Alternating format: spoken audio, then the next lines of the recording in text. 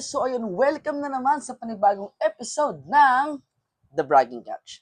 So for today's video guys, ang pag-uusapan natin is about the Kobe 8 Low Pro Throw in Lakers away colorway. Do me a favor, please. Get out of here. Get out of here, man. Shit, I'm saying. Get inibo. Sira po. So brief history lang muna tayo. So sabi dito, the original Nike Kobe 8 system was released in 2012 and featuring a variety of colorways with a focused, lightweight design and Lanarland cushioning. So ayan. What? Bro, what are you talking about, man? Sobrang gaan niya rin talaga guys na panlaro. So the Pro Throw concept guys, tinawag siyang Pro Throw. Yun yung inano ni Kobe tinawag kasi combination siya ng performance at the same time retro siya. Kasi kapag sinabi kasing retro na naman, baka sabihin is nagaya na naman sa mga Jordan, di ba? Like Air Jordan, retro, Stop it. Get some help. di ba?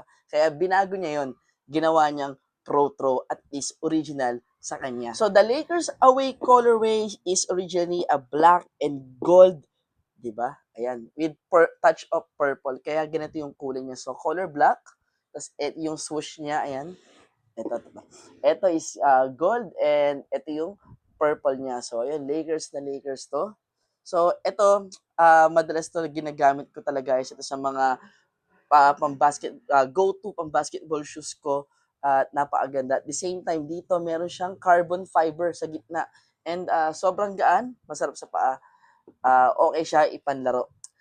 When it comes to size naman, ang Kobe para sa akin, true to size. But again, hindi naman tayo professional. Pwede kayong magpunta sa mga store para magsukat. And nirelease to guys nung September 6, 2024. Diba? So, ayun.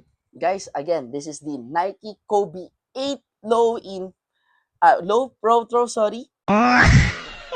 in Lakers away colorway. And of course, guys, don't forget to like, follow, and subscribe.